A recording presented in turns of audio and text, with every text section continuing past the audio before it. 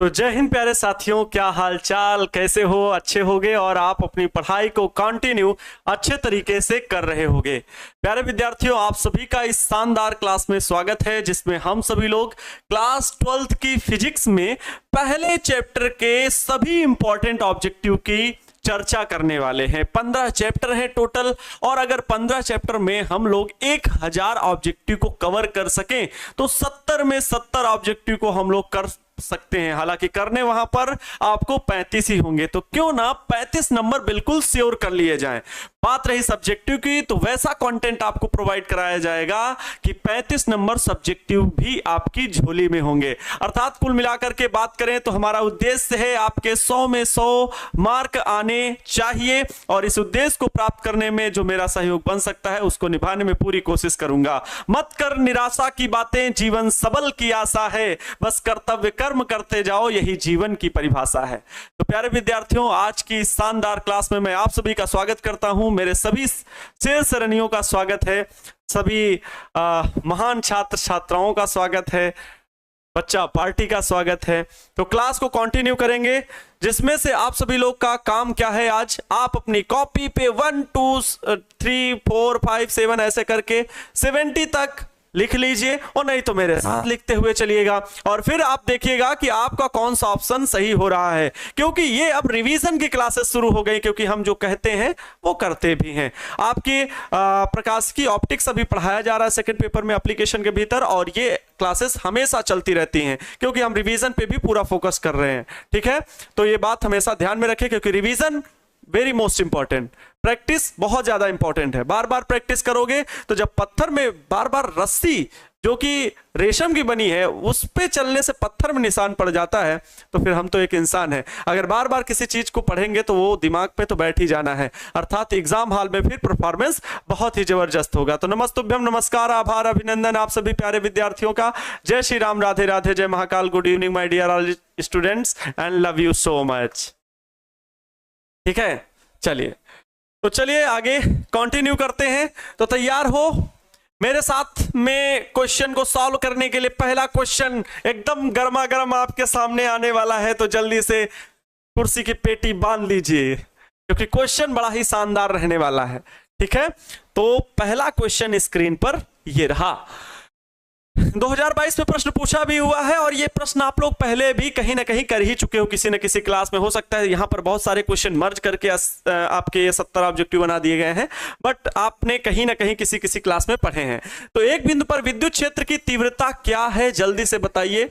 एक बिंदु पर विद्युत क्षेत्र की तीव्रता क्या होगी? विद्युत क्षेत्र की तीव्रता पढ़े हैं, E बराबर F अपान में Q0, सभी बच्चे पढ़े हैं, इतना जानते हैं, है ना। एकांक कूलाम का धन परीक्षण आवेश किसी विद्युत क्षेत्र के भीतर जितने विद्युत बल का अनुभव करता है उसे उस बिंदु पर विद्युत क्षेत्र की तीव्रता कहते हैं। ऐसे अगर सब्जेक्टिव क्वेश्चन आएगा तो 2 नंबर में परिभाषा लिख देनी है, E बराबर F अपान में Q। बी ऑप्शन इसका बिल्कुल सही होगा। बी फॉर भाभी जी घर पर हैं। ठीक है, तो जल्दी से पहला क्वेश्चन अभी हुआ है, जल्दी से क्वेश्चन इस लाइव सेशन को शेयर कर देंगे और लाइक भी कर देंगे, लाइक भी कर देंगे। ठीक है, क्योंकि अटेंडेंस लगाना बहुत ज्यादा जरूरी है, ये आप सभी का प्यार और सपोर्ट होगा मेरे लिए। नेक्स्ट क्वेश्चन, आवेश का पृष्ठ घनत्व क्या होता है? तो बच्चा पार्टी इसका जवाब दीजिए। जी हाँ, एक का बी ऑप्शन बिल्कुल सही दे रहे हैं। दूसरा क्वेश्चन सॉल्व कीजिए, आवेश का पृष्ठ घनत्व क्या होता है? मतलब प्यारे बच्चों, कोई ये पृष्ठ है और इस पे ढेर सारा आवेश फैला हुआ है, झम झम झम झम झम झमाझम, ये बहुत सारा आवेश फैला हुआ है। तो हम इसके आवेश वितरण के कारण इसका हम घनत्व बताएंगे, वो भी एक पृष्ठ है, 2D डायग्राम जैसा है, तो इसलिए इसका आवेश पृष्ठ घनत्व क्या होता है, जिसको हम लोग सिग्मा से लिखते हैं, sigma is equal to Q upon में A होता है। यस और नो? अगर यहीं पर कोई एक रेखीय चालक होता और उस पर आवेश अनंत लंबाई का आवेश है, उस पर आवेश फैला हुआ है, तो उसे रेखीय आवेश घनत्व कहते हैं। Lambda is equal to Q upon में L होता है। यहीं पर कोई 3D डायग्राम होता, जैसे गोला, घन, घनाभ, तब उसमें चार्ज पूरा डिस्ट्रीब्यूट हो, चार्ज पूरे उसमें फैला हो, तब उसके लिए क्या आयतन आवेश घनत्व इस्तेमाल करते हैं, जिसके लिए रो इस्तेमाल करते हैं। रो is equal to Q upon में भी इस्तेमाल करते हैं। यस और नो? जवाब सभी होगा यस सर। और इसका कौन सा ऑप्शन सही होगा? Sigma is equal to Q upon में कौन वाला है? हे बाबू, ए नंबर ऑप्शन बिल्कुल सही होगा। उड़ा दीजिए ए ए ए। अभी तक के जवाब आप सभी के शानदार रहे हो, मुझे पता है। इसी प्रकार अगर एग्जाम में आया ना तो बिल्कुल फोड़ के आओगे, एग्जाम में खुशी खुशी बाहर एग्जाम हॉल के निकलोगे। और फिर मुझे याद जरूर कर लेना, एक बार याद कर लेना, हम आपके पास वहीं मौजूद होंगे।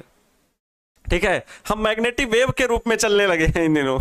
ठीक है, आपके पास पहुंच जाएंगे। एक इलेक्ट्रॉन पर आवेश के लिए कौन सा कथन इसमें सत्य है? कौन सा ऑप्शन सही है? एक इलेक्ट्रॉन पर आवेश होता है 1.6 इंटू 10 की पावर -19 कूलाम। ये सभी को याद है। उसके आगे 2 डिजिट तक 602, तो -19 किसमें दिख रहा है? ये दिख रहा है, अर्थात डी ऑप्शन बिल्कुल सही होगा।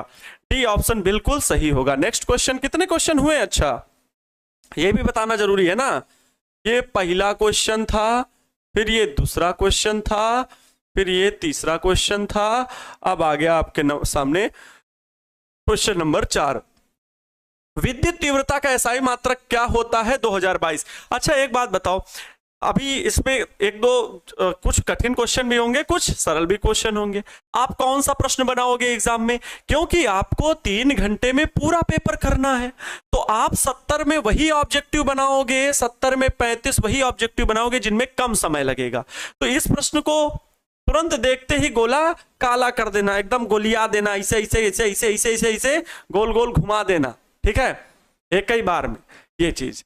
चलो, तो इसको बताओ। विद्युत तीव्रता का सही मात्रक E बराबर F अपान में Q। F का मतलब इसका मात्रक न्यूटन, बल का मात्रक न्यूटन, Q आवेश का मात्रक कूलाम, तो न्यूटन प्रति कूलाम। बी ऑप्शन इसका बिल्कुल सही जवाब होगा। Next question. निर्वात की विद्युतशीलता कौन सी होगी? बी ऑप्शन बिल्कुल सही जवाब आ रहा है। हमारे दोनों, ये दोनों कौन टिक कर रहा है? राकेश कुमार जी। और 4 का बी मुकेश, राकेश, सुमन, कोमल, अमन, उपेंद्र, सुधीर। इतनी जल्दी जल्दी मैसेज कमेंट स्क्रॉल हो रहे हैं कि समझ में नहीं आ पाता है भाई, नाम ही नहीं पढ़ पाता हूं। ठीक है, चलिए इसको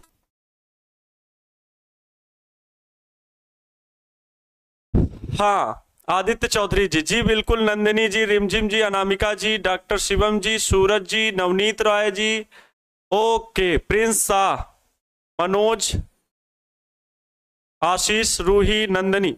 चलो सभी लोग भाई, 900 के ऊपर बच्चे देख रहे हैं और 550 भी लाइक नहीं है। ये कहाँ का रूल है? ये किस जगह का रूल है? कहीं पर किसी जगह पर लिखा है कि ऐसे लोग देखते रहिए तो लाइक का बटन नहीं दबाइएगा, नहीं तो गुनाह हो जाएगा। जल्दी से लाइक करिए और अपनी अटेंडेंस को फिक्स कीजिए। ठीक है, अपनी अटेंडेंस को कंफर्म कर दीजिए कि हम भी आए थे आपके दरबार पर। चलिए, और क्लास को भी शेयर कर दीजिएगा। तो इसका ऑप्शन कौन सा है? निर्वात की विद्युतशीलता एप्सिलॉन नॉट लिखते हैं इसको। ठीक है, एप्सिलॉन नॉट लिखते हैं निर्वात की विद्युतशीलता। एप्सिलॉन नॉट की वैल्यू होती है 8.85 × 10 की घात में -12। देखो यहां पर मात्रक एफ और अपान में मीटर, तो एफ का मतलब फोर्स नहीं है, क्योंकि मात्रक बल का कभी एफ में नहीं लिखा जाता, न्यूटन में एन लिखा जाता है। ये है प्यारे बच्चों, एफ किसके लिए डिनोट किया जाता है? फैरड के लिए। किसके लिए? फैरड के लिए। तो इसका मात्रक होता है फैरड प्रति मीटर, जो कि मैंने मात्रक को निकालना बता रखा है धारिता के सूत्र से। तो यहां पर 8.85 × 10 की घात -12 किसमें दिख रहा है? पहले ऑप्शन भैया सही है, ए ऑप्शन इसका बिल्कुल सही होगा। ए फॉर आनंद सर है ना? बिल्कुल। नेक्स्ट क्वेश्चन वहां आपके सामने आ गवा है। कहा विद्युत द्विध्रुव आघूर्ण का एसआई मात्रक क्या है? Q क्या P = Q × 2L। एक एक बच्चे को पता है कि ये सूत्र सर विद्युत द्विध्रुव आघूर्ण का ही है। ठीक है, क्या होता है विद्युत द्विध्रुव आघूर्ण? द्विध्रुव होता है 2 चार्ज से मिलकर के बनता है। 2 आवेश एक दूसरे से बहुत ही क्लोज रखे हों, बहुत ही अल्प दूरी पर रखे जाएं। अल्प दूरी से बढ़िया क्या इस्तेमाल करो? बहुत क्लोज रखे हो। क्यों दूरी बढ़ा रहे हो? दूरी बढ़ाना अच्छा लगता है क्या? और इनके बीच की दूरी बहुत कम है। ठीक है, तो अगर बहुत दो आवेश समान परिमाण के हों किंतु विपरीत प्रकृति के, बहुत क्लोज रखे जाएं, तो ऐसा बना निकाय विद्युत द्विध्रुव कहलाता है। किसी एक आवेश के परिमाण, क्योंकि समान परिमाण के, तथा दोनों के बीच की दूरी के गुणनफल को विद्युत द्विध्रुव आघूर्ण कहते हैं। इसकी दिशा किधर होती है? भाई देखो, एक प्रश्न में कई प्रश्न बना लो। एक तो आपका ये सूत्र हो गया, इसकी दिशा किधर होती है? तो ऋणावेश से धनावेश की और इसकी दिशा होती किसकी? विद्युत द्विध्रुव आघूर्ण की, पी की। अगर इसी में पूछ ले विद्युत द्विध्रुव में विद्युत क्षेत्र की दिशा, घुमा के प्रश्न बना सकता है, तो आप उसको बताओगे विद्युत क्षेत्र की दिशा धन आवेश से ऋण आवेश की ओर होती है। यस और नो? धन आवेश से ऋण आवेश की ओर होती है। इसमें क्या सी का, इसका आवेश का मात्रक क्या होता है? आवेश का मात्रक कूलाम सी, और 2l दूरी है, दूरी का मात्रक मीटर, तो cm। ठीक है, चीफ मिनिस्टर कौन है भाई? बी ऑप्शन इसका बिल्कुल सही होगा। ये क्वेश्चन नंबर कौन सा था? ये 4 था, ये 5 था, 6 था। चलिए नेक्स्ट क्वेश्चन है, 2 बार पूछा गया है, 2021 और 22। ठीक है, दोनों बार पूछा गया। नेक्स्ट क्वेश्चन आपकी स्क्रीन पर आ गया। 7वां नंबर प्रश्न है, कूलाम के नियम का सदिश स्वरूप क्या है? कूलाम के नियम का सदिश स्वरूप क्या है? जल्दी से जवाब देंगे भाई। वेक्टर F इक्वल टू, इसको बताना है, वेक्टर F इक्वल टू बताना है। अच्छा एक बात ध्यान दो, अगर आपको वेक्टर F बताना है तो F का वैल्यू तो पता ही है सबको, है ना? K Q1 Q2 अपान में R²। यस और नो? जवाब आता है यस सर। अगर Q1 Q2 अपान में R² है तो यहां पर R क्या है? 2 आवेशों के बीच की दूरी है। R क्या है? 2 आवेशों के बीच की दूरी, Q1 Q2, 2 आवेश एक दूसरे से R दूरी पर रखे हों तो इनके बीच लगने वाला कूलाम बल, वैद्युत बल ये होता है। K की वैल्यू क्या होती है? 1/4πε0। अच्छा, Q1 Q2 अपान में R²। ये अभी अदिश रूप में है, इसको सदिश रूप में बनाने के लिए यहां पर n कैप लिखा होता है। n कैप मतलब एकांक सदिश, n कैप का मतलब यहां पर r कैप से होता है। r कैप स्थिर सदिश के रूप में बताया जाता है। एकांक सदिश का काम ही होता है केवल दिशा बताना। एकांक सदिश का केवल काम ही दिशा बताना। कौन एकांक सदिश की परिभाषा रटे हुए? अगर कोई बच्चा अभी तक आप एकांक सदिश को रटे हुए तो ये जान लो कि सर एकांक सदिश वह सदिश होता है जिसका काम केवल दिशा बताने में होता है। किसका? मान लो एकांक सदिश यूनिट वेक्टर, जान लो बहुत ही इस्तेमाल होता है, बहुत ज्यादा उपयोग होता है, मैं बता रहा हूं। एकांक सदिश यूनिट वेक्टर जिसको बोलते हैं, क्या बोलते हैं? Unit vector. क्या बोलते हैं? Unit vector. ये n कैप, r कैप, किसी जो भी सदिश यूज हुआ होगा उसके स्थिर सदिश के साथ ऊपर कैप लगा होता है, इसको कैप बोलते हैं। ठीक, वेक्टर ये है। और अगर अदिश रूप में लिखा होगा तो वेक्टर नहीं लगा होगा, वही अदिश राशियां। बहुत ढेरों अदिश राशियां हैं, ढेरों सदिश राशियां हैं। तो हम ट्रिक के रूप में, कोई कंपटीशन का एग्जाम नहीं है कि ट्रिक के रूप में याद रख लेंगे। 11th और 12th में पूरा कंपलसरी आपको पढ़ना पड़ेगा कि कौन सी अदिश राशि, कौन से सदिश राशि। एकांक सदिश का कॉन्सेप्ट समझेंगे। जैसे प्यारे बच्चों, आप पटना से जा रहे हैं, कहाँ जा रहे हैं सर? नेपाल जा रहे हैं। घूम लेते हैं ना, रोहतास घूमते हैं। अच्छा, हमने तो घूमा नहीं है लेकिन आप लोगों के साथ घूम लेता हूं। मान लो एकांक सदिश का कॉन्सेप्ट बताता हूं। आप प्यारे बच्चों पटना से जा रहे हैं, कहां पर? नेपाल। कहां जा रहे हैं? नेपाल। और नेपाल के लिए लिखा होगा कि डिस्टेंस जो है भाई, ऐसे बड़ा सा बोर्ड पटना में लगा हुआ है कि ये इस प्रकार का डायरेक्शन ऐसे बना होगा एरो के साथ में, ठीक है, इस प्रकार से। और लिखा होगा ये भैया इधर सीधे जाना और फिर बाएं मुड़ जाना, दाएं मुड़ जाना, और लिखा होगा 750 किलोमीटर। तो इसका मतलब क्या है? ये विस्थापन डिस्प्लेसमेंट की वैल्यू भी लिखी है एंड डायरेक्शन भी लिखा है। ठीक है, लेकिन जैसे ही आप पटना से नेपाल वाली रोड में कूदे, आए झमझमाती कार से और चले, फिर आया सावन झूम के तेज रफ्तार में गाड़ी से, तो हुआ क्या? तेज रफ्तार से नहीं चलना चाहिए, दुर्घटना से देर भली। जैसे ही हम चले रोड पर तो होता यह है कि रास्ते में कई जगह ऐसे टर्न मिला है, ओवरब्रिज बना हुआ है, तो सिर्फ और सिर्फ प्यारे साथियों एरो बना होता है। सिर्फ और सिर्फ ओवरब्रिज है तो ऐसे बना होगा भैया ऊपर जाइए। इसको क्या बोलते हैं? This is unit vector. ये है एकांक सदिश। इससे बढ़िया एग्जाम्पल नहीं मिलेगा। एकांक सदिश का यूज ही होता है केवल दिशा बताने में। भाई जाना तो रोड में बहुत दूर तक है, लेकिन उस दूरी में एक छोटू सा पार्ट में केवल डायरेक्शन बताई जा रही, भैया आगे जाके मुड़ जाना, मोड़ है नहीं तो आगे जाके कूद जाओगे, खाई में गिर जाओगे। समझ में आया? तो इसलिए ये कॉन्सेप्ट, इसीलिए मैं कहता हूं पढ़ने रटने से ज्यादा समझने व ज्ञान पर, अपने बुद्धि को बढ़ाने पे ध्यान देना, फोकस दो हमेशा। ठीक है, एक बार हो सकता है आप टॉपर ना बने, हो सकता है, होता है।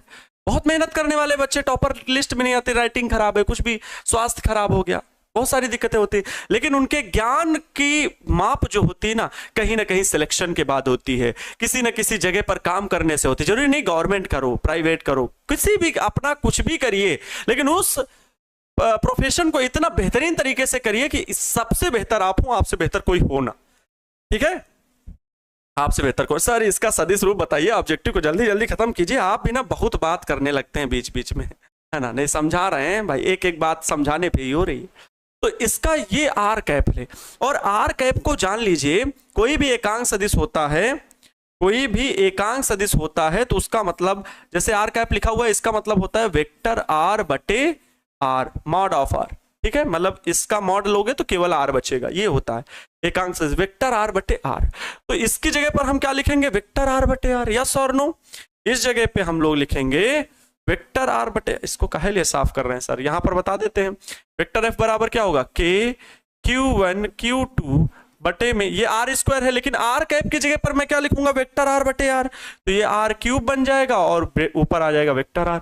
ऐसा कहीं पर क्या ऑप्शन दिख रहा है, पहला ऑप्शन दिख रहा है भैया, vector F equal to 1/4 pi epsilon naught, ये के की ही वैल्यू होती है, Q1 Q2 अपान में आर क्यूब, ये मॉड लग गया, देखो वेक्टर आर का क्यूब मतलब मॉड का क्यूब, इसमें भैया ऐसे मॉड लगा दो।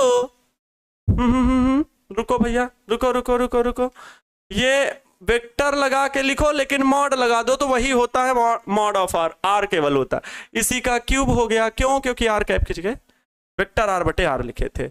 पहला ही ऑप्शन सही है बाबू, पहला ही ऑप्शन सही।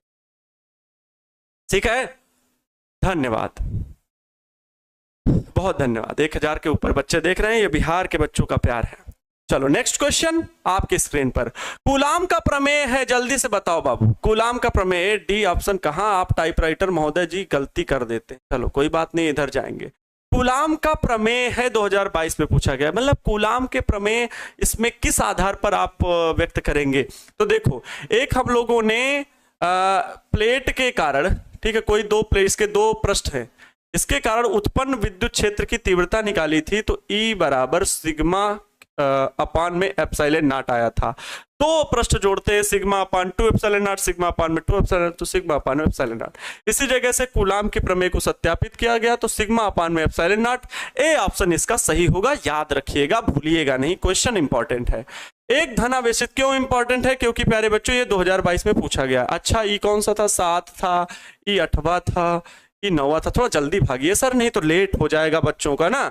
चलो कोई बात नहीं। एक धनावेशित कांच की छड़ किसी वस्तु को आकर्षित करती है, वस्तु होनी चाहिए, मतलब कोई ये धनावेशित वस्तु को क्या करती, एक धनावेशित कांच की छड़, ये धनावेशित कांच की छड़ है, कांच की छड़ है, किसी वस्तु को आकर्षित करती है, ये वस्तु है, तो ये वस्तु कैसी होनी चाहिए, इसको अपनी ओर क्या करती है, आकर्षित करती, क्या करती है, अट्रैक्ट करती है। देखो, जब आप फिगर बना के सवाल लगाते हो ना तो बहुत जल्दी लगता है, बहुत जल्दी आपके मन में एक फिल्म जैसी बन जाती है, एक स्टोरी बन जाती है, और जब कोई सामने फिल्म चल रही हो ना तो उसे समझना आसान होता है।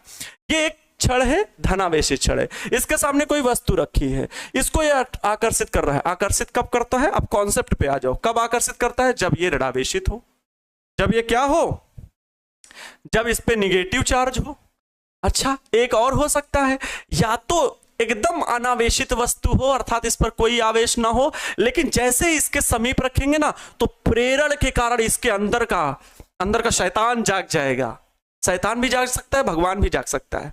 अब नियति पर बात आ जाती है ना। जैसे आप किसी अच्छे बच्चे के पास बैठिए, अच्छा बच्चा बहुत तगड़ा से लिख रहा है, क्वेश्चन सॉल्व कर रहा है, पढ़ने में दिमाग लगा रहा है, तो आपका भी दिमाग पढ़ने में, हाँ भाई हम भी कल रात में इससे बढ़िया करके आएंगे, इसके देखना कल हम बताते हैं सर जी को, बहुत जबरदस्त तरीके से परफॉर्म करेंगे। और वहीं किसी दुर्व्यसन वाले बच्चे के साथ बैठ रहे हैं, वो अगले दिन कोई दुर्व्यसन कर रहा है, तो आप भी बैठ के भैया हम भी कल है, थोड़ा सा ज्यादा लाना यार, हम भी थोड़ा बहुत अब अच्छे उसमें आना चाहते हैं आपके साथ, तो ये होता है। तो अनावेशित है, कोई आवेश नहीं है, एक तो ऋणावेशित को अपनी ओर खींचेगा, एक हो सकती है अनावेशित वस्तु, तो उसके अंदर का शैतान जागेगा, क्योंकि ये धनावेशित है ना, वो अपने आप ऋणावेश इस पृष्ठ में आने लगेगा। अर्थात या तो ऋणावेशित हो या अनावेशित वस्तु हो, तो दोनों को ही धनावेशित वस्तु खींच सकता है, क्योंकि अनावेशित वस्तु में ही ना प्रेरण के कारण, कैसी घटना के कारण, प्रेरण के कारण अपने आप इसका ऋणावेश इस पृष्ठ में आने लगेगा और उसको आकर्षित करेगा। चलिए, ये कौन सा नंबर था क्वेश्चन? 9वां नंबर था। नेक्स्ट क्वेश्चन,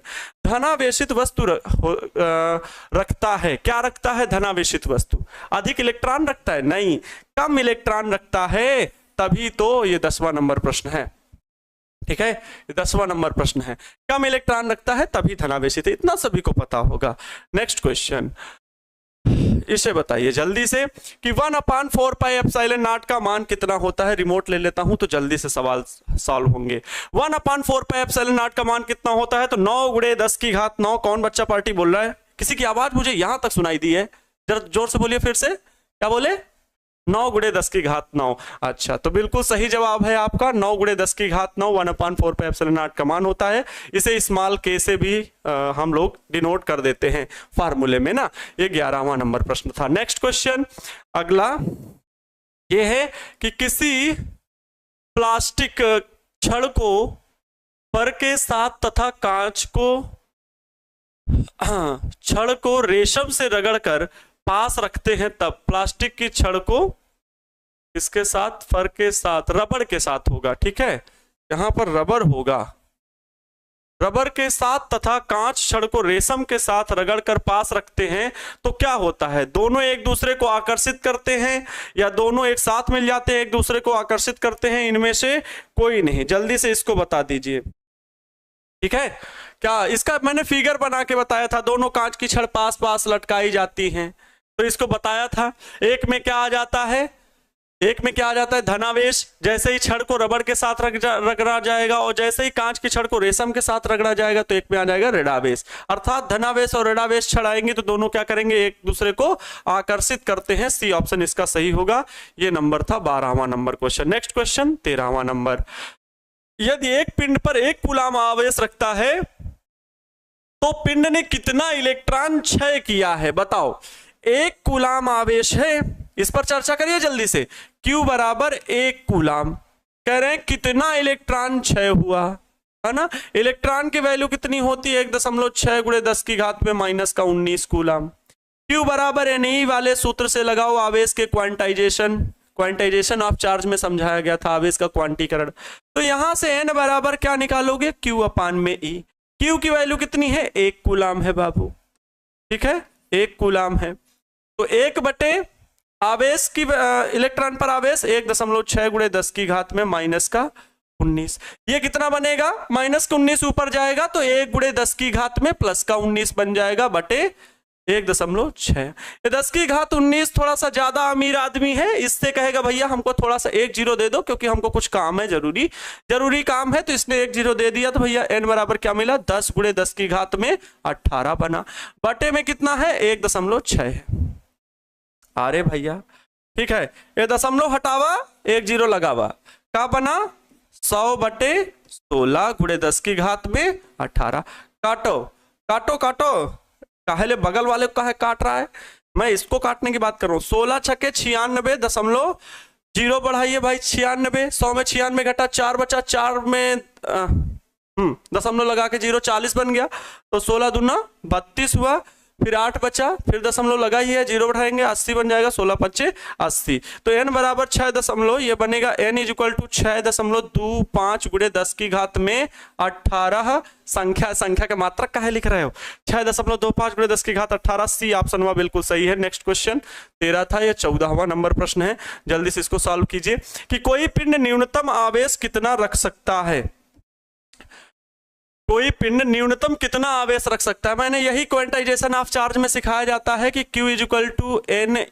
इसमें क्या सिखाया जाता है कि N = ±0 1 2 3 4, सभी प्लस माइनस दोनों हो सकते हैं ना, दोनों वैल्यू, पूर्णांक वैल्यू सभी होती है, 0 भी हो रह सकता है। तो E बराबर सबसे न्यूनतम आवेश 1.6 × 10 की घात -19 आवेश है। आवेश की जब बात होगी तो न्यूनतम इतना ही रख सकता है। अब 0 तो होता है लेकिन उसका मतलब है आवेश नहीं, लेकिन न्यूनतम कितना? तो भैया 1 इलेक्ट्रॉन के बराबर।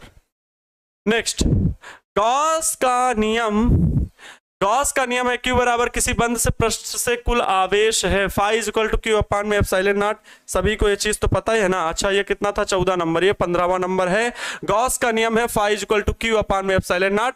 ये ऑप्शन बिल्कुल सही होगा, सभी को पता है phi is equal to Q epsilon naught. बहुत बहुत धन्यवाद, आभार प्यारे बच्चों। Phi is equal to Q upon में एप्सिलॉन नॉट क्या होता है? गॉस का नियम, मुख से जल्दी से पूरी भाषा निकल जाए।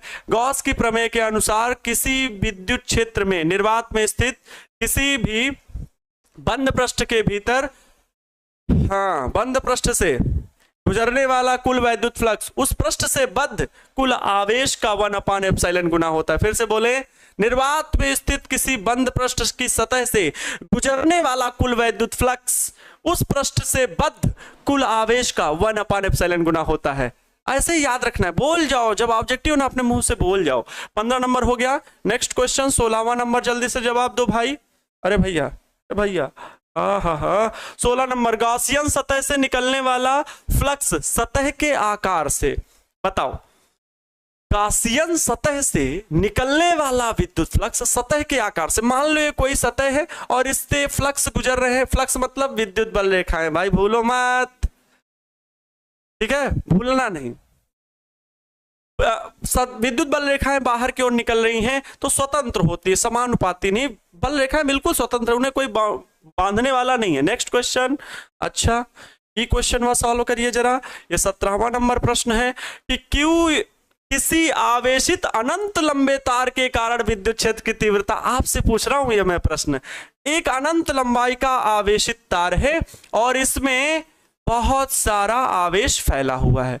जब बहुत सारा आवेश है तो आवेश को हम गिन नहीं सकते, माप नहीं सकते, तो इसको क्या लैम्डा से, लैम्डा मतलब ये क्या हुआ सर? ये रेखीय आवेश घनत्व बोलेंगे, रेखीय आवेश घनत्व बाबू, linear charge density, linear charge density जिसे बोलते हैं। और इसके कारण उत्पन्न वैद्युत क्षेत्र कितना होगा अगर r दूरी पर होगा? इस बिंदु P पर निकालिए तो बेलन की कल्पना की गई थी, दो पृष्ठों से निकलने वाला वैद्युत फ्लक्स शून्य हो जाता है, एक पृष्ठ से निकालते। बड़ा मजेदार कॉन्सेप्ट था। 1 अपान में 2 पाई एप्सिलॉन 0 लैम्डा अपान में r कहां दिख रहा है भैया? यही ऑप्शन हुआ, बिल्कुल सही है। कैसे निकाला गया था? E इज इक्वल टू 1 अपान में 2 पाई एप्सिलॉन 0 लैम्डा अपान में r। याद रखिएगा मात्रक क्या रहेगा? न्यूटन प्रति कूलम रहेगा। नेक्स्ट क्वेश्चन 18 नंबर प्रश्न है ये, जल्दी से बताओ। अरे भैया छिप जाएगा, कोई बात नहीं कोई बात नहीं। 18वां नंबर प्रश्न, किसी पतले सीट पर जिसका पृष्ठ घनत्व इतना है, बिंदु A पर विद्युत क्षेत्र होगा सीट से 5 मिलीमीटर की दूरी पर है। गजब प्रश्न है भैया, ये तो गजब है प्रश्न है, कैसे हल करेंगे? देखो, किसी पतले सीट पर जिसका पृष्ठ घनत्व तो सिग्मा बराबर दिया गया है, कितना दिया गया है? 2 गुणे 10 की घात में 17 कूलम प्रति मीटर स्क्वायर। इसका सूत्र जानते हो ना, sigma is equal to Q upon में A। इस टोटल की वैल्यू ये दी गई है। हमसे पूछ रहे हैं कि इस पतली सीट पर जो पूरा टोटल चार्ज फैला हुआ है और उस चार्ज का charge density, surface charge density, पृष्ठ आवेश घनत्व तो सिग्मा इज इक्वल टू इतना है। इससे r दूरी पर बिंदु P पर निकालना है। अच्छा इसका बताओ वैल्यू कितना आया था? वैल्यू आया था sigma is equal to 2 upon में, sorry E is equal to sigma upon में 2 एप्सिलॉन नॉट, ये आया था वैल्यू। सिग्मा की वैल्यू दी गई है 5 मिलीमीटर की दूरी पर होगा। 5 मिलीमीटर का यूज ही नहीं है बाबू, इसको हल करना है, बस इसको हल करना है। क्या? तो E is equal to sigma की वैल्यू कितनी है? 2 गुणे 10 की घात में 17 बटे में 2, एप्सिलॉन नॉट की वैल्यू 8.85 गुणे 10 की घात में -12। बोलो यस और नो, इसको हल कर पाओगे अपने मन से? बताइए जल्दी से, अपने मन से हल कर लोगे? अपने मन से हल। 18 का बी ऑप्शन बच्चे टिक कर रहे हैं। 1.12 गुणे 10 की घात 28। पहले हल किया हो तो जवाब जरूर दे दोगे जल्दी से। भैया 2 से 2 मरा, ये -12 है, उधर जाएगा तो कितना बनेगा? हाँ आवाज नहीं निकल रही ना। 1 लिखे गुणे ये 10 की घात 17 है, 10 की घात 17 लिखे, ये 10 की घात -12 ऊपर गया, -12 ऊपर गए तो प्लस के 12 बने, प्लस का 12 लिखे बटे में 8.85, 8.85, दशमलव हटावा 2 जीरो लगावा, 885 बना। 17 12 कितना बनेगा? 29, जोर से बोलो 29। 29 में एक ही घात रखेंगे, ई बराबर 10 की घात 29 होगा, लेकिन 1000 लिखेंगे गुणे 10 की घात 28 बनाएंगे बटे में 885। अब भाग दीजिए जरा, काटा काटा जल्दी से। हाँ 885 कम 885, एक बार गया दशमलव लगाया 885, 15 बचे। और क्या आपको भाग नहीं आता क्या? घटाइए 1000 में 885 घटाइए 115 बचे, 115.0 बढ़ाए तो 115 बचे, 1150 होगा। फिर भी वही 850 एक ही बार जाएगा, एक बार। फिर लगभग 800 के करीब वैल्यू बचेगी, दशमलव लगाएंगे तो 850 से लगभग ज्यादा चला जाएगा, मतलब 6, 7, 8 कुछ भी हो सकता है, 6 से अधिक ही बार जाएगा। तो ये 1.12 करके कुछ हम लिख सकते हैं गुणे 10 की घात 28। तो हमको लगता है बी ऑप्शन ही बिल्कुल सही जवाब इसका होगा।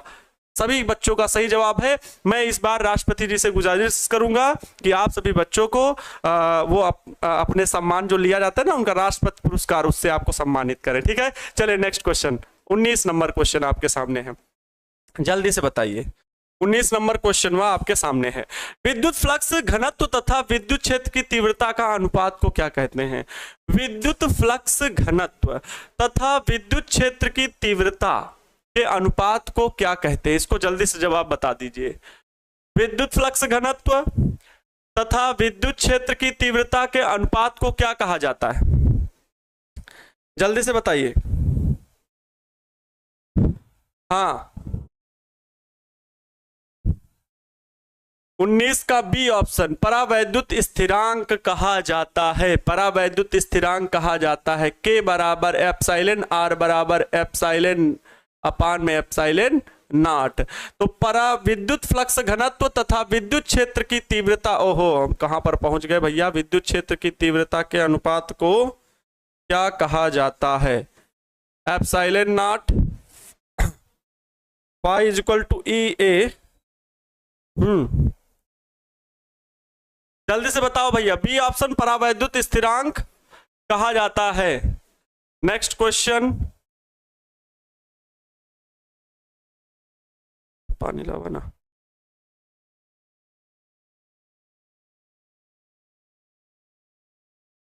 इसको जल्दी से बनाइए।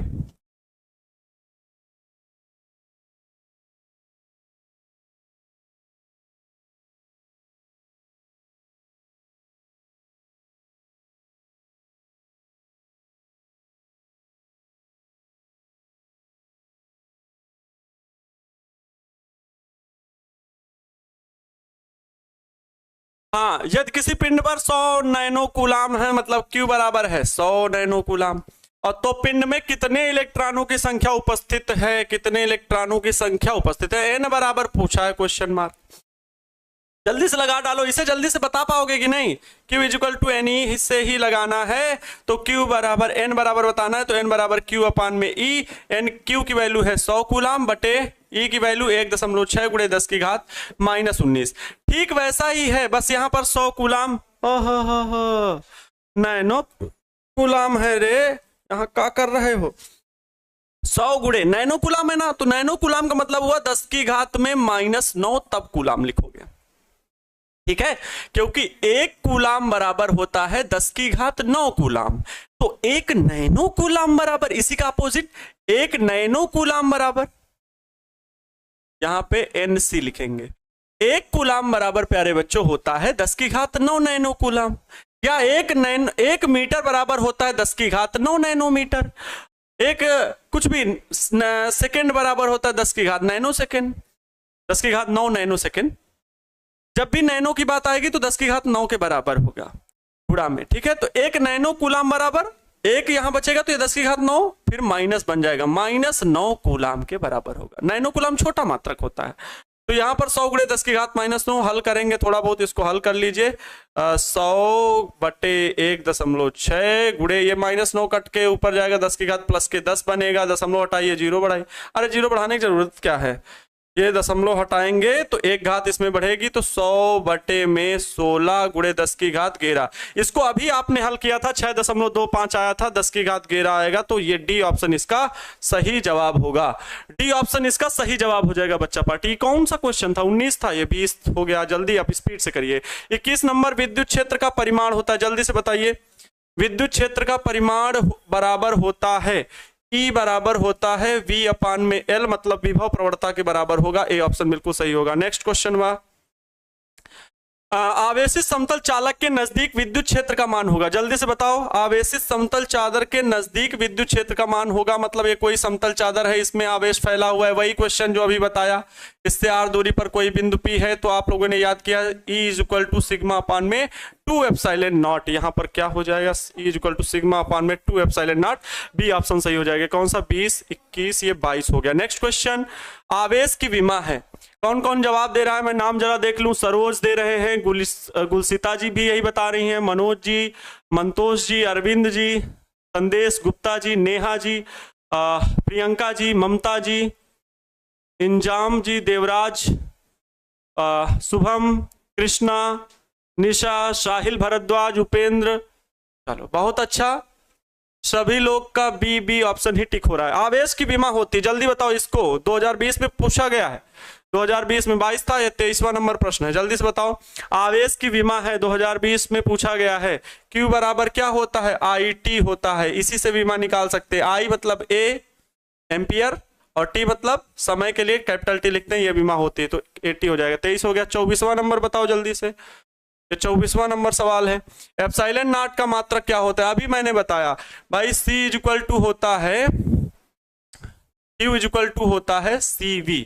एप्सिलॉन नॉट का मात्रक पूछ रहा है, Q बराबर CV होता है ना धारिता वाले पदों में, C के लिए C लिखे।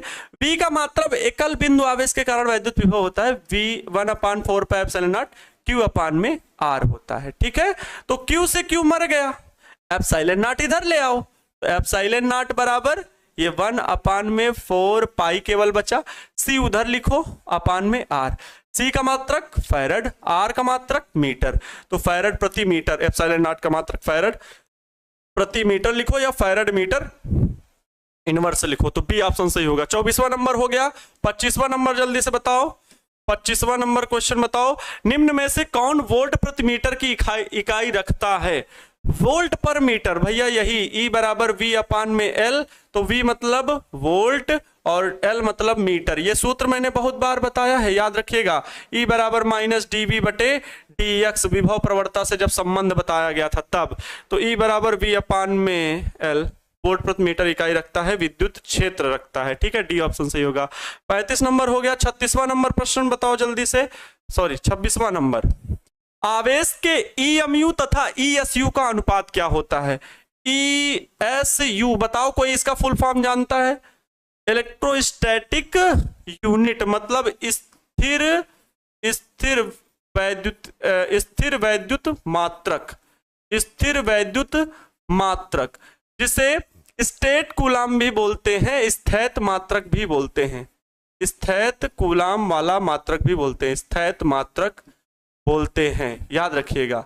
या वही तो एक कूलाम बराबर, याद रखिए, 3 × 10 की घात में 9 कूलाम, 9 ESU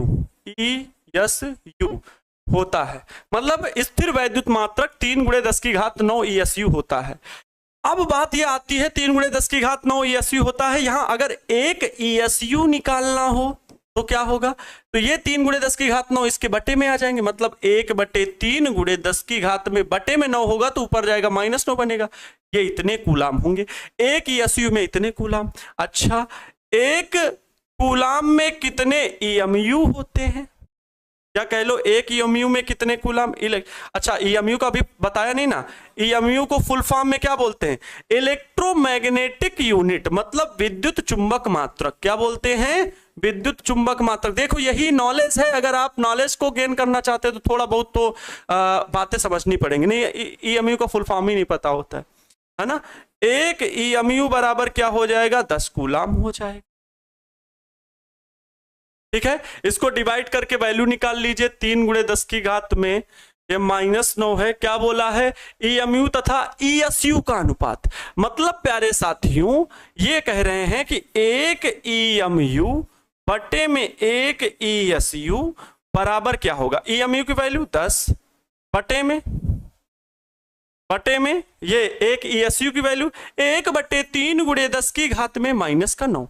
ये जब ऊपर पलट के जाएगा तो 3 गुणे 10 की घात में, भाई ये 3 पलट के सबसे ऊपर पहुंच गया, 10 की घात -9 पलट के ऊपर पहुंच गया, 10 की घात +9 और ऑलरेडी ये 10 है तो क्या बन जाएगा, 10 की घात 10 बन जाएगा, 3 गुणे 10 की घात 10 बन जाएगा। ए ऑप्शन बिल्कुल सही जवाब होगा, ए ऑप्शन बिल्कुल सही जवाब होगा। हल करके समझिए तो ये दोनों ही क्वालिटी, ये दोनों ही वैल्यू को याद रखिएगा। विद्युत चुंबक मात्रक किसे कहते हैं, इलेक्ट्रोमैग्नेटिक यूनिट EMU, और ESU क्या होता है ये भी याद रखिएगा। दोनों का इंटरचेंज मैंने सिखा दिया, ठीक है। नेक्स्ट 26 था, ये 27वां हो जाएगा, ठीक है। 27वां नंबर प्रश्न, इसको जल्दी से बताओ। कोई गोलीय सतह के अंदर +Q कूलम बंद है तो निर्गत कुल वैद्युत आवेश, आवेश नहीं होगा, फ्लक्स होना चाहिए यहां पर, ठीक है, यहां पर फ्लक्स होगा, ठीक है, कुल फ्लक्स होगा। कह रहे हैं कोई गोलीय सतह के अंदर +Q आवेश बंद है तो सतह से निर्गित कुल फ्लक्स कितना होगा, तो phi = Q/μ0 गॉस के नियम से। 27 हो गया। 28वां नंबर बताइए। बिंदु आवेश के कारण विद्युत क्षेत्र E दूरी r पर निर्भर करता है। बिंदु आवेश के कारण विद्युत क्षेत्र, कौन बच्चा पार्टी बता सकता है? E = 1/4πε0 Q/r² होता है, तो E proportional, inversely proportional to r² है, तो E = proportional 1/r²। B option इसका सही होगा। 28 हो गया। 29वां नंबर जल्दी से बता दीजिए। 29वां नंबर प्रश्न जल्दी से बताइए कि विद्युत द्विध्रुव के कारण विद्युत क्षेत्र E दूरी पर निर्भर करता है। अब विद्युत द्विध्रुव के कारण दोनों वाली E, अगर एक्सिस की बात की जाएगी विद्युत द्विध्रुव के कारण तो K2p/r3 के, अच्छा K के साथ याद रखिए ना तो जल्दी याद रहता है, K2p/r3 या कह लो वही 1/4πε0 2p/r3। अगर E इक्वेटोरियल पोजीशन मतलब लंब द्विभाजक की स्थिति में अर्थात निरक्षीय स्थिति में, कैसे भी वर्ड यूज किया जा सकता है, E इक्वेटोरियल पोजीशन में, ठीक है, आगे लिख सकते हैं बराबर, तो Kp/r3 होता है, ठीक है। तो अब 1/4πε इतना पता है, दोनों ही स्थितियों में r³ के क्या है, इनवर्सली प्रोपोर्शनल है r³ के, तो सी ऑप्शन इसका सही जवाब होगा। 29 हो गया।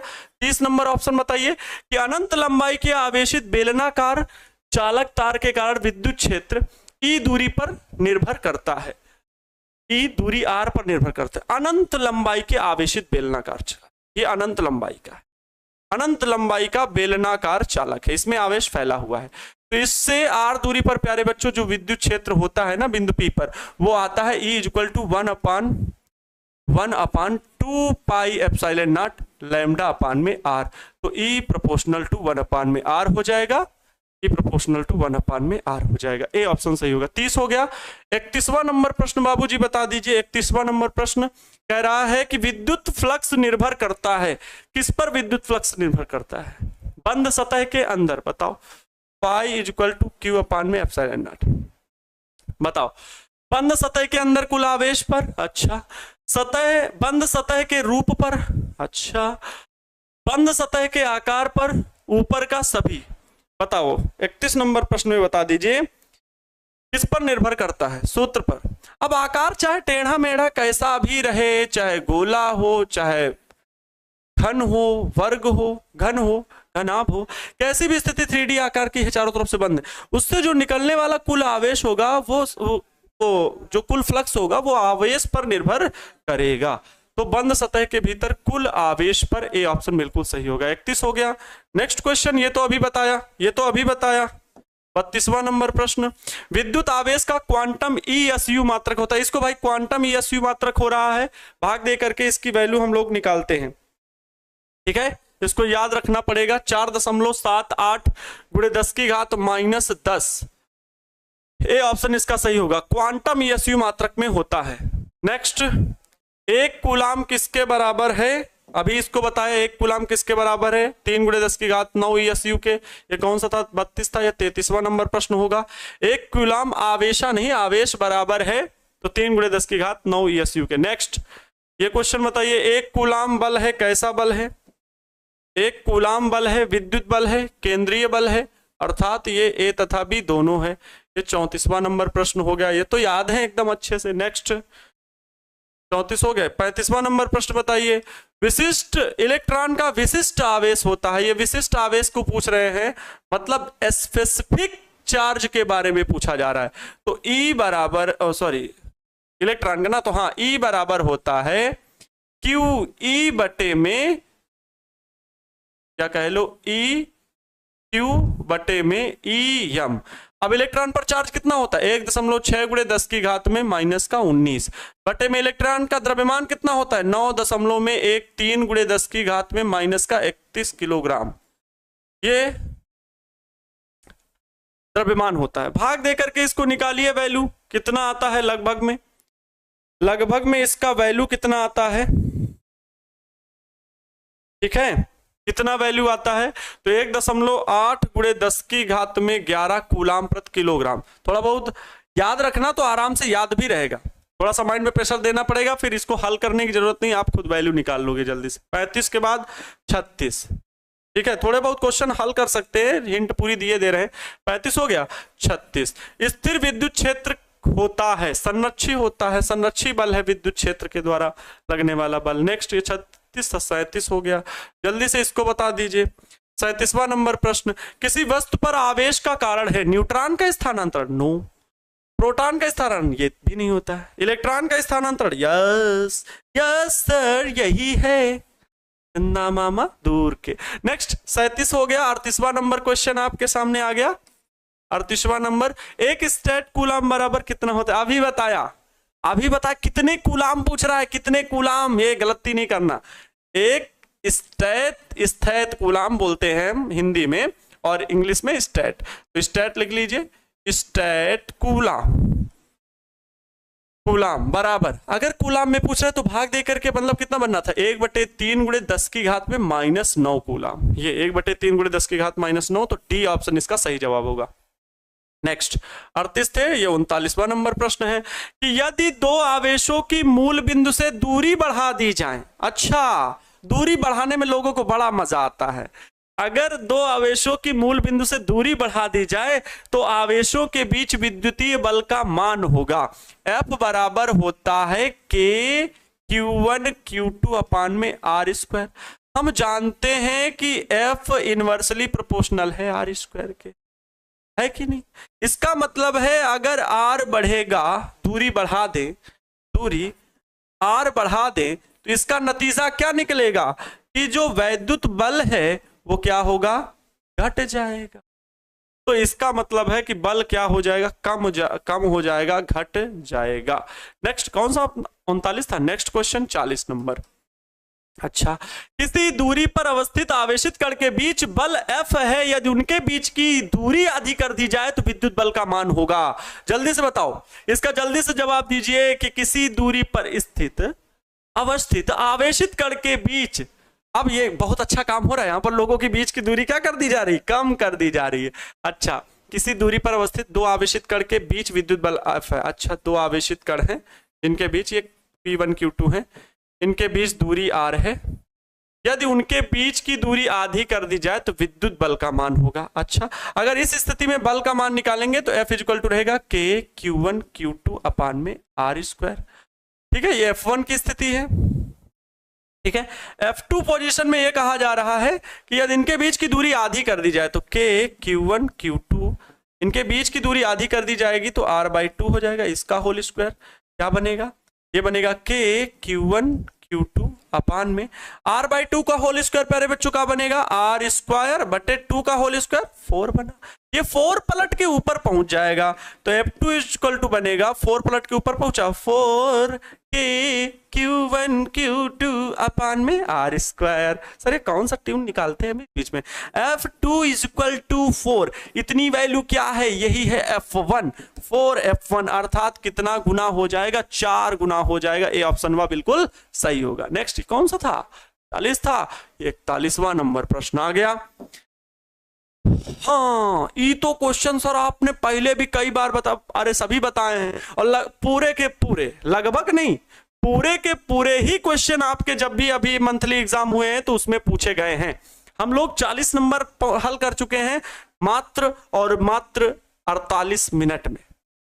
ठीक है, तो कोई दिक्कत नहीं है, समझा भी रहे हैं, पूरा एक्सप्लेन करके समझा रहे हैं, और बीच बीच में नाम भी पढ़ रहे हैं आप लोग का, है ना, सभी छापू सुल्तानों का, प्रियंका, राजी, नितेशा, शालू, कमरान, क्यूट, काजल, केशरी, नवनीत बाबू, पिंकी, खुशी, छोटू, डिम्पल, मानसी यादव, सोनम भारती, सोनम, मंजीत रॉय, हाँ, आनंद सर का लाडला, ये कौन है,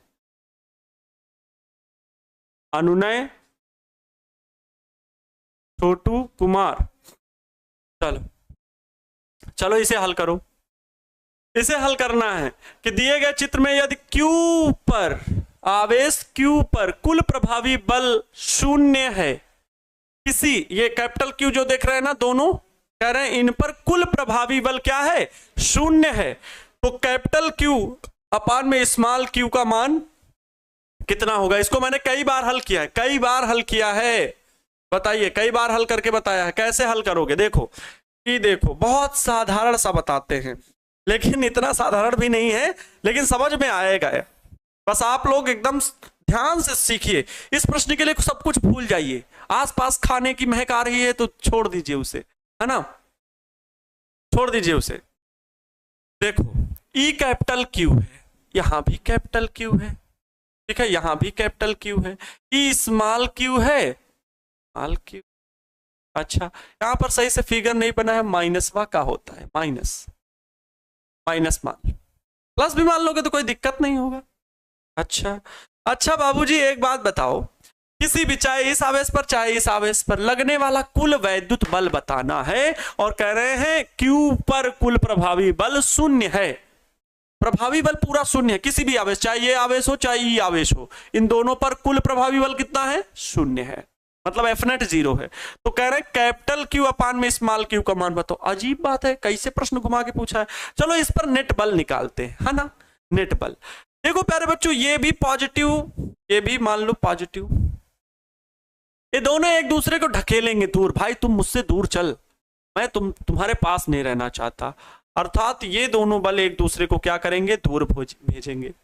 ये मैं F कैपिटल Q वाला फोर्स मान लेता हूं, जिसकी वैल्यू कितनी होगी, तो स्मॉल में K, Q1 Q2, तो Q1 Q2 कैपिटल Q दोनों भैया आवेश क्या है, कैपिटल का Q ही है ना, यस और नो, बटे में R स्क्वायर, बीच की दूरी, ये दूरी कितनी है नहीं पता, चलो कोई बात नहीं, हम ये वर्ग जो है ना, सभी की दूरी बराबर R R R R। अच्छा, तो वर्ग का विकर्ण कितना होता है, कोई बता सकता है, नहीं बता सकते ना, ये कर्ण है कि नहीं, ये 90 डिग्री की भुजा है कि नहीं, ये आधार है, ये लंब है कि नहीं, यस सर, कर्ण का वर्ग बराबर होता है लंब का वर्ग प्लस आधार का वर्ग, लंब और आधार दोनों R प्लस R है, मतलब R ही है, तो R square plus R square, square हटाइए, अंडर रूट लगाइए, अंडर रूट लगाए तो ये क्या बना, R स्क्वायर 2R स्क्वायर बना, R स्क्वायर से अंडर रूट गायब कर देगा, अपने आप को बचा लेगा, वो आएगा बाहर, बचा रह जाएगा अकेला अंडर रूट 2। इसका मतलब है कि इसकी वैल्यू जो होगी वो क्या होगी, काहे लिए साफ कर रहे हैं गुरुजी, पढ़ा रहने दीजिए ना, इसको केवल हटा दो, यहां पे क्या होगा, अंडर रूट 2R, तो इसकी वैल्यू यहां पर क्या लिखेंगे, अंडर रूट 2R, इसका का होल स्क्वायर, चिमट पाक डमडम, इसका क्या अंडर रूट 2R का होल स्क्वायर हो गया।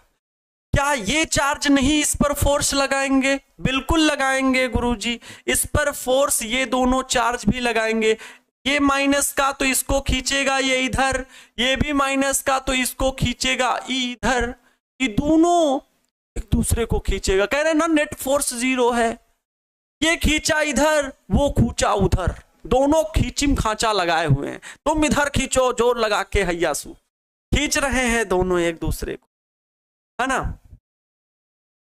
अच्छा, इनका नेट फोर्स इधर जाएगा F small q, net force इस डायरेक्शन में होगा, दोनों एक दूसरे, अरे भैया एक बॉक्स पड़ा हुआ है, एक तरफ गोलुआ खींचा एक तरफ छोटकी खींची, बोलो, अच्छा नहीं समझ में आ रहा है, तुम लोग अपने आप में सीखो, दो दोस्त हो, एक बॉक्स पड़ा हुआ है, एक इधर खींच रहा है, एक बॉक्स को एक लोग इधर खींच रहे हैं, जब दोनों लोग रस्सी से इधर खींच रहे हैं तो बीच वो बॉक्स किधर जाएगा, बीच में चलेगा, बॉक्स किधर चलेगा, बीच में चलेगा।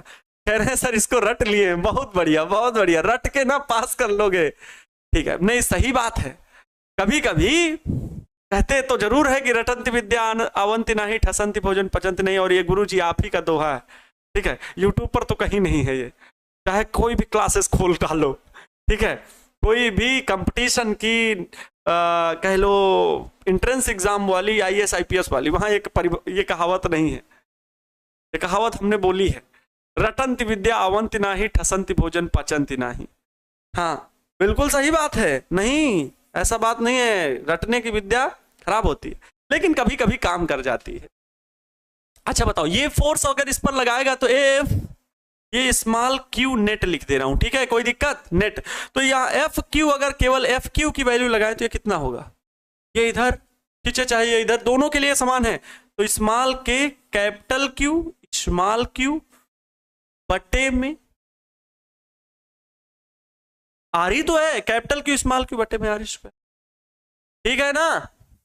चलो अच्छा, ये एफ क्यू की वैल्यू है। एफ क्यू दो तरह से हैं, देखो अब इसको मैं यहां पर समझा रहा हूं, बहुत अच्छे से समझाने का प्रयास करूंगा, मेरी कोशिश। ओ हो ना ना ना ना ना ना ना गड़बड़ हो गया था।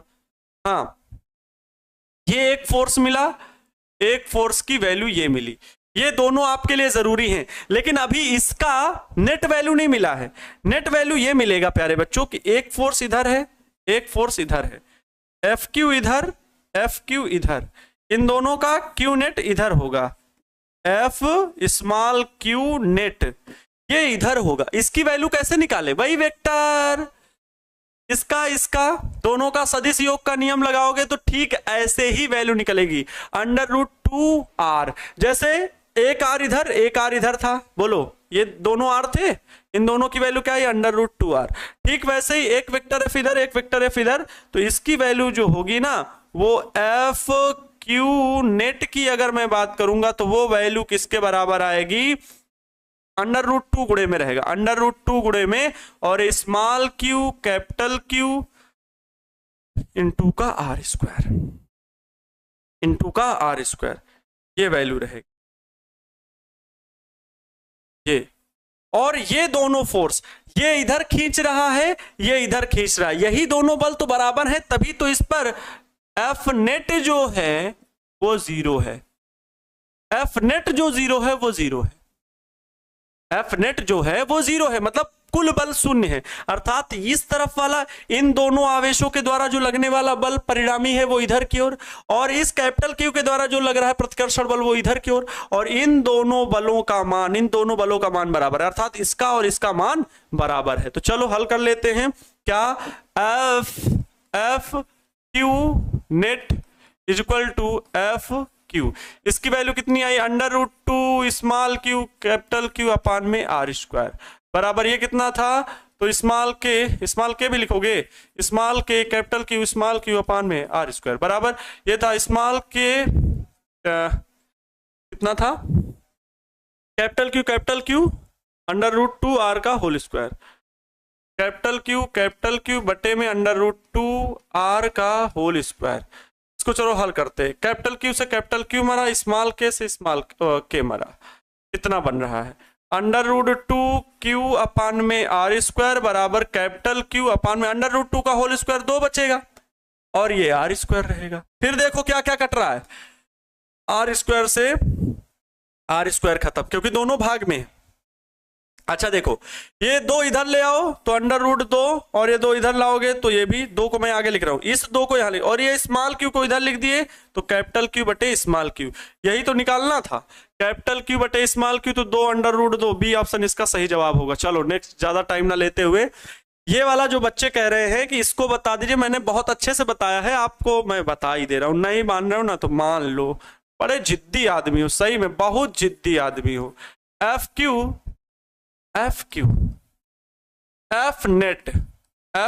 नेट ये पूछ रहे हो ना, तो देखो एफ क्यू नेट की वैल्यू दोनों फोर्स समांतर चतुर्भुज वाला नियम सदिश योग का लगाओगे क्या, तो under root A square plus B square plus 2ab, मतलब F Q square plus F Q square. भाई दोनों मान बराबर ही है, A square plus B square, ये सूत्र याद रखना लेकिन सदिश योग का नियम, A square plus B square plus 2ab, मतलब एफ क्यू दोनों ही है, तो 2ab कॉस थीटा। तो इन दोनों के बीच कितना डिग्री का कोण, एफ की और एफ की के बीच 90 डिग्री, तो 90 डिग्री। अब cos 90 की वैल्यू कितनी होती है 0, अर्थात ये टर्म टोटल 0 हो जाएगा, तो अंडर रूट ये बनेगा 2 और एफ क्यू स्क्वायर। भाई दो बार है ना एफ क्यू स्क्वायर, तो 2 एफ क्यू स्क्वायर हो गया।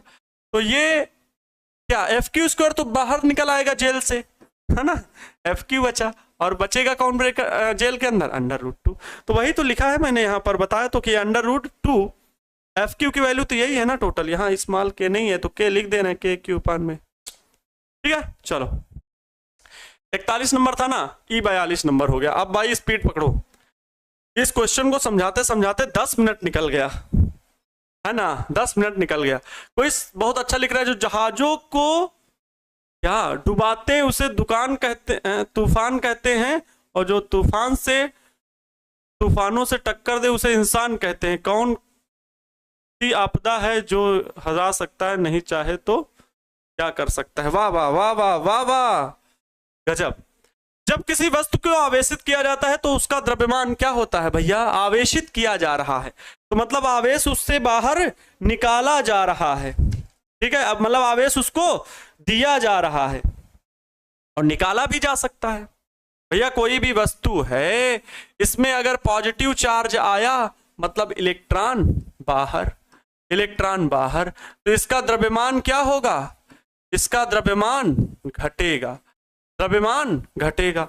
अब कोई वस्तु है, इस पे क्या आगे माइनस चार्ज, मतलब इलेक्ट्रॉन इस पर क्या है, इलेक्ट्रॉन आए, द्रव्यमान क्या होगा, द्रव्यमान बढ़ेगा, अर्थात घट या बढ़ दोनों सकते, कहां पर है, बढ़ या घट दोनों सकता है। नेक्स्ट क्वेश्चन 42 था, 43 नंबर क्वेश्चन बताओ, विद्युत क्षेत्र की विमा बताओ, E बराबर F अपान में Q, F की विमा mL_t-2 और Q आवेश की विमा AT ऊपर पहुंच जाएगा तो mL_t, ये 1 है ऊपर जाएगा -1 तो -3 बना लेगा, A1 है ऊपर जाएगा -1 A-1, एक ही जगह पर I भी कहीं कहीं हो सकता है, mL_t-3 A-1, ओहो बी ऑप्शन इसका सही जवाब होगा। 43 हो गया। 44 नंबर जल्दी से बताओ, 44 नंबर जवाब दो, स्थिर विद्युत आवेशों के बीच बल किस नियम से ज्ञात किया जाता है, कूलाम के नियम से। भैया बच्चे को पता है। 45 नंबर क्वेश्चन बताओ, क्या पी आघूर्ण का विद्युत द्विध्रुव अधिकतम बल आघूर्ण तब अनुभव करेगा जब वेक्टर पी तथा एक समान विद्युत क्षेत्र ई के बीच कोण होगा, टाउ बराबर पी ई साइन थीटा। जब थीटा कितना होगा 90 डिग्री होगा, तब टाउ बराबर क्या आएगा, पीई आएगा, क्योंकि साइन 90 बराबर कितना होता है 1 होता है, तब अधिकतम होगा। टाउ क्या होगा, मैक्सिमम होगा, तो भी थीटा बराबर 90 पर।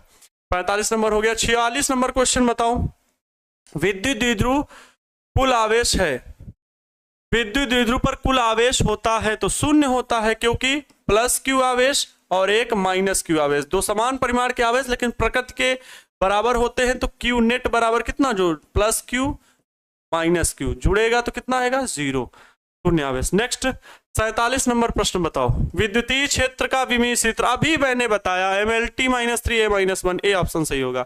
नेक्स्ट 47 था, 48 बताओ। 48, एक वैद्युत द्विध्रुव एक पृष्ठ से घिरा हुआ है, पृष्ठ पर कुल विद्युत फ्लक्स ए होगा, ए लिखा है अनंत और वहां ए ऑप्शन अनंत पीला हो गया, बी ऑप्शन शून्य और क्यू। देखो किसी भी बंद पृष्ठ में अगर कितने भी क्यों ना वैद्युत द्विध्रुव रखे हो, प्लस क्यू माइनस क्यू, एक वैद्युत द्विध्रुव किसी पृष्ठ से घिरा हुआ है और अगर बंद पृष्ठ से घिरा होगा तो कुल फ्लक्स जो निकलेगा, अर्थात विद्युत बल रेखाएं जो कुल निकलेंगी, तो उसके लिए phi equal to Q net upon में क्या एप्सिलॉन नॉट।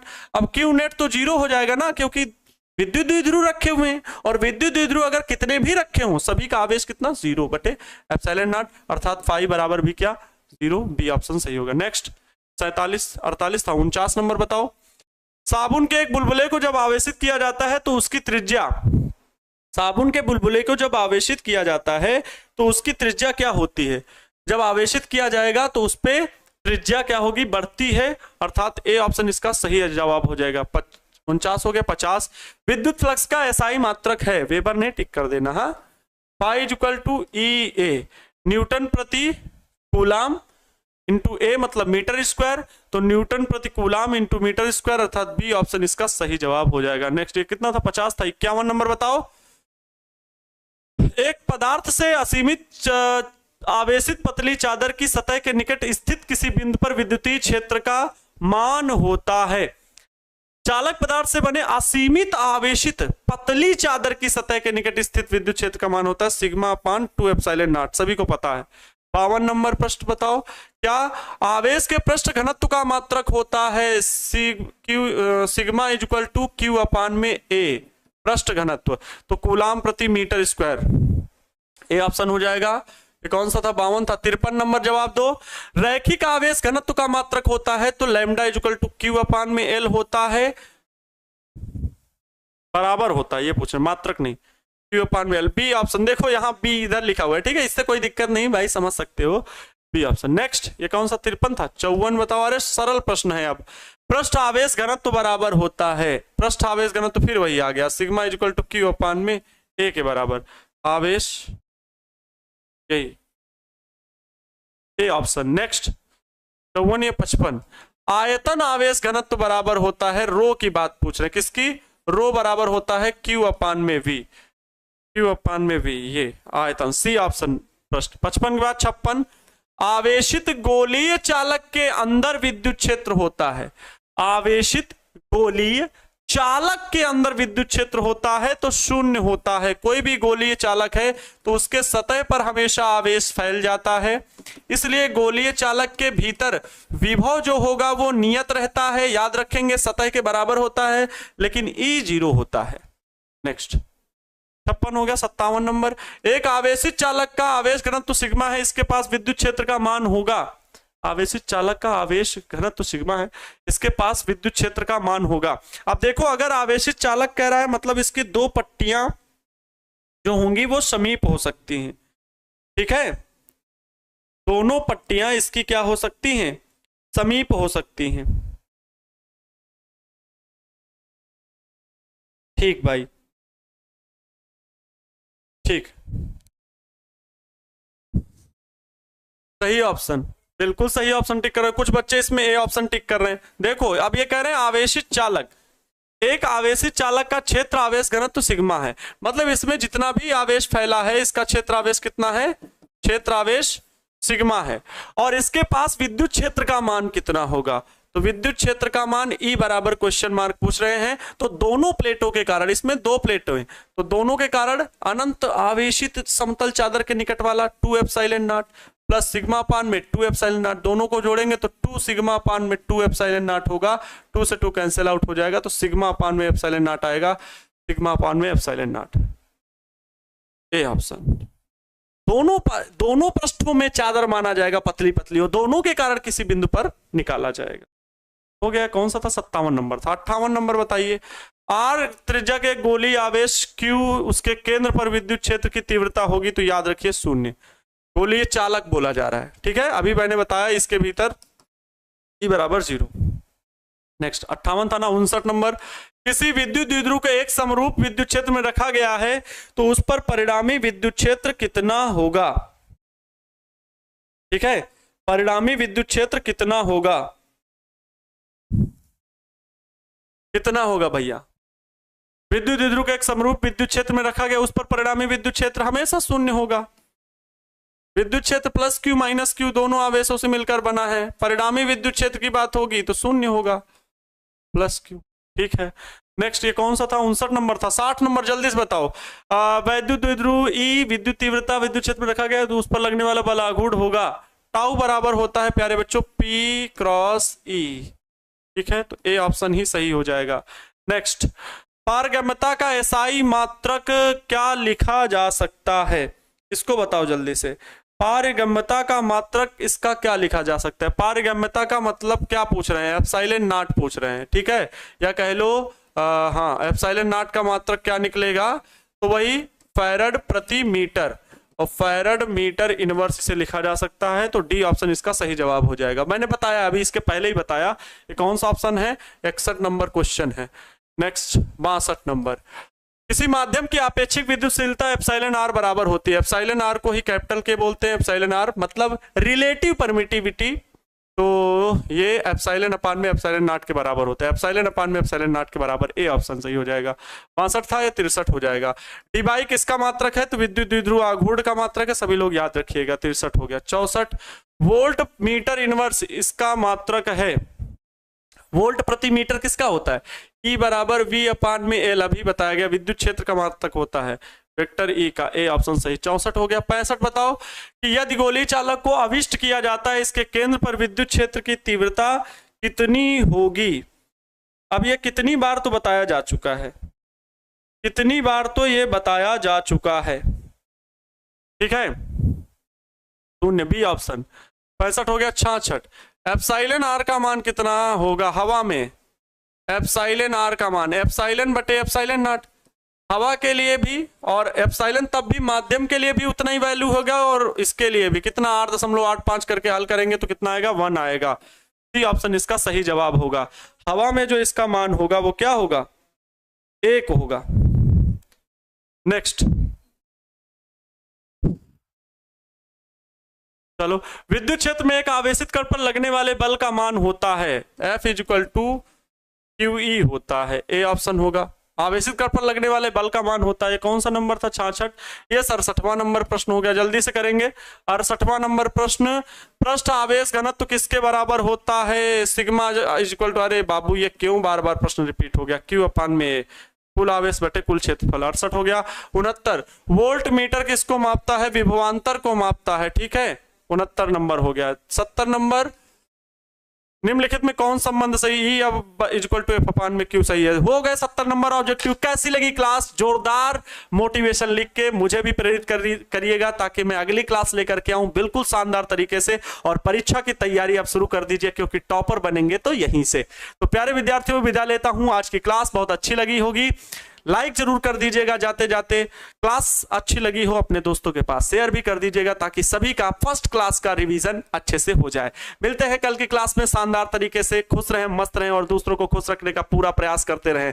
जय हिंद, वंदे मातरम। मां तेरे पसीने की हर एक बूंद को मोती सा चमकाऊंगा, तू बस सपने बड़े देखना और उसे पूरा करके मैं दिखाऊंगा।